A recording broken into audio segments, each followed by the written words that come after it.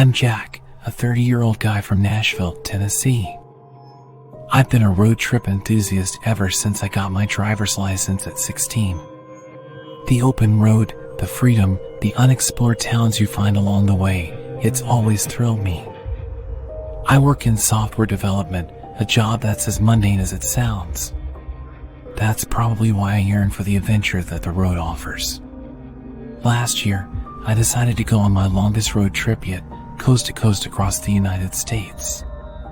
Little did I know, this trip would take a detour into the inexplicable. The journey was going great. I had covered several states, camped under the stars, and was making good time.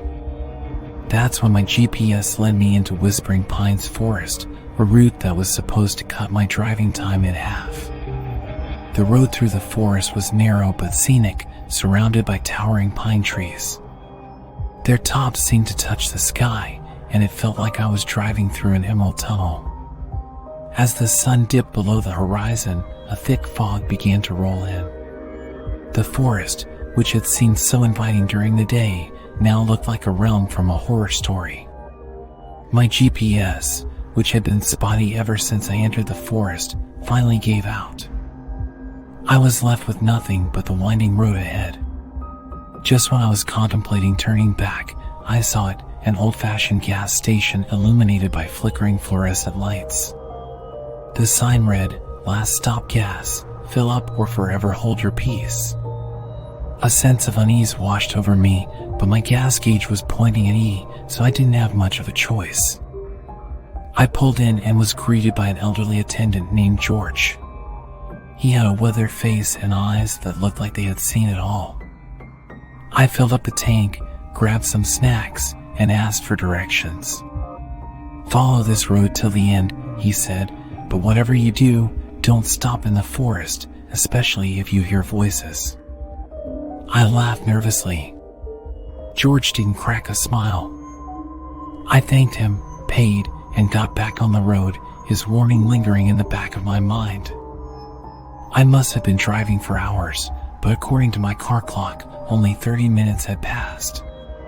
The fog had grown thicker, reducing visibility to just a few feet ahead. That's when I heard them, the voices that George had warned me about. Soft whispers seemed to come from the trees, saying my name, asking me to stop, to come into the forest. My heart pounded in my chest. I remembered George's warning and pressed on the gas. Just then, a figure darted across the road, causing me to slam on the brakes. My car skidded, stopping inches from what looked like a shadowy silhouette. I sat there, heart racing, waiting for whatever it was to move. But it just stood there, staring at me. It had no face, just the vague outline of a human form made of shadow and mist. I hit the gas and drove right through it, feeling a cold wave wash over me as I did. I didn't stop driving until I was out of that forest and the sun was shining down on the highway. When I checked the time, I realized that what felt like an entire night had only been 2 hours.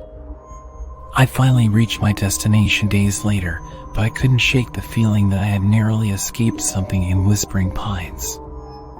I've since tried to find that forest, that gas station, and George, but it's like they never existed. My GPS doesn't recognize the route, and there are no records of a Whispering Pines forest in any database. Sometimes, when I'm alone in my car, driving down some remote highway, I hear the whispers again, and I feel a cold wave wash over me, reminding me of the road trip that took me to the edge of reality. And so, if you ever find yourself driving through a forest that doesn't seem to end, with voices whispering your name, just remember my story and keep driving. Some roads are better left untraveled.